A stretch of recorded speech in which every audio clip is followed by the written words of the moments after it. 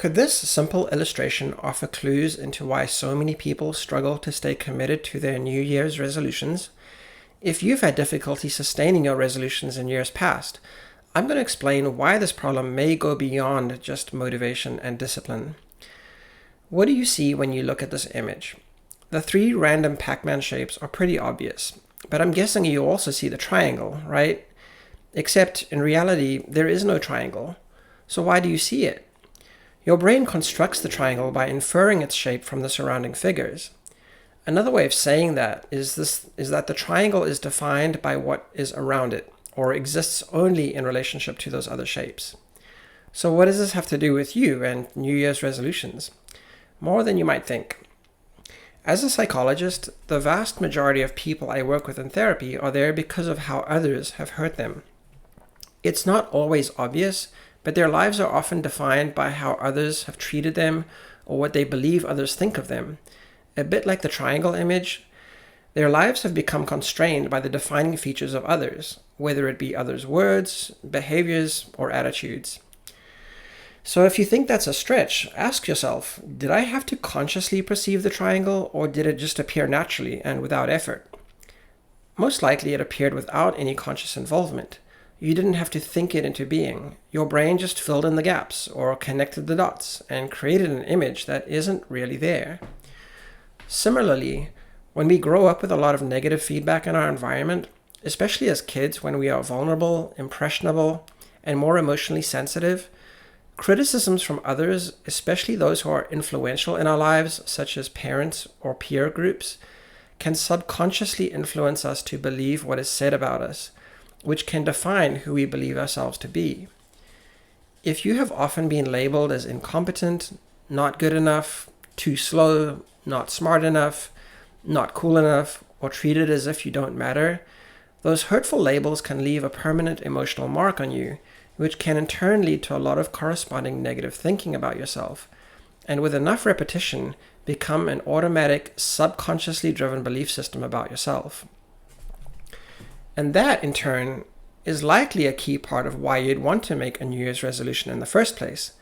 Some part of you knows you can be more than who you are right now, but some part of you is weighed down or held back from achieving it, resulting in a sense of feeling weak or incapable. If you've failed in New Year's resolutions in the past and do a really honest inventory of what went wrong, you would ideally need to eliminate external sources of blame, such as work or school, and look inward and think, what did I do wrong? And then maybe you'd come up with something like, I just wasn't strong enough to commit and persevere. So where do you think that type of thinking or belief came from? If a little kid is learning to play with and stack blocks, and every time they try to build it up high, it falls, and then the parent scolds the kid and says something like, you're just stupid and clumsy. You'll never be able to do this, and you're not as smart as the other kids that can do this. Besides being incredibly hurtful for the child, those words will echo in the mind of the child every time they fail, reinforcing the idea that they don't have failures, but rather are a failure as a person. I think this is one important reason New Year's resolutions fail. Usually not if, but when you slip up, miss the gym, skip your run, or overindulge in ice cream again, rather than getting back on the horse and recommitting at 110% the next day, we start to just accept that the failed state is the status quo, that this is no use, and that you're just destined to live in that suboptimal state you really wish you could escape, but deep down inside don't believe you can. New Year's resolutions are about aspiring to be better, but they're kind of like renovations on a house that has a faulty foundation. If you want real change, you sometimes have to take a hard look at the whole person, tear the house down to the foundation, and rebuild everything for lasting positive change.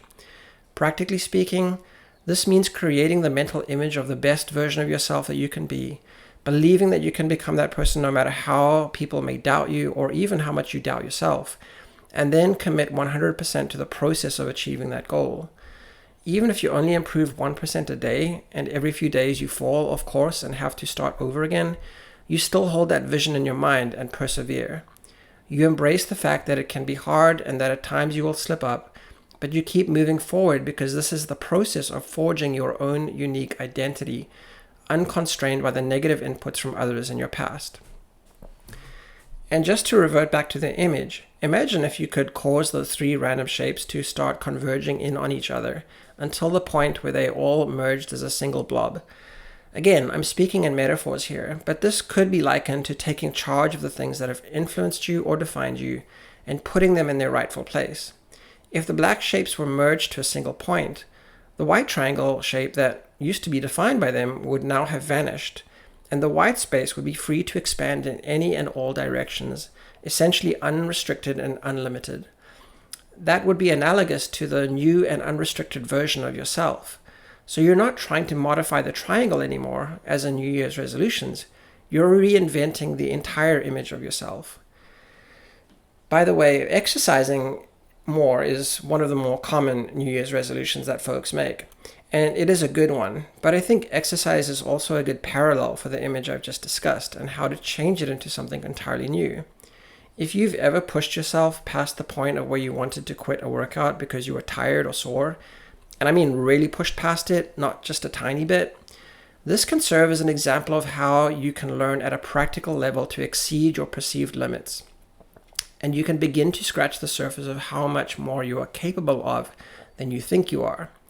The downside, if you can call it that, is that it involves some discomfort, but the comfort and complacency zones are where dreams go to die, and nothing great is ever achieved in this world without significant effort.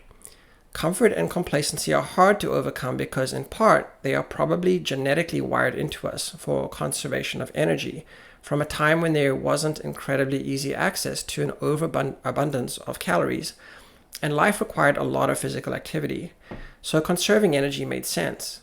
But today, most of us are too sedentary, and calories are in excess supply, so we must overcome that.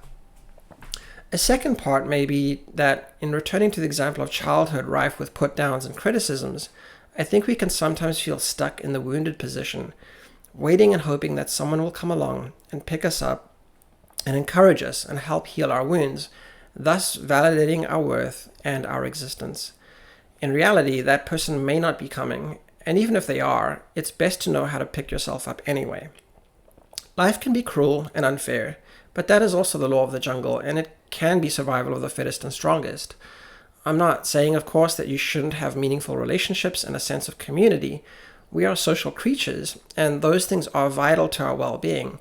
But it's knowing how to stand strong independently rather than leaning on others that ultimately constitutes the forging of your new identity as someone that is strong, resilient, and thoroughly in charge of your actions and your destiny.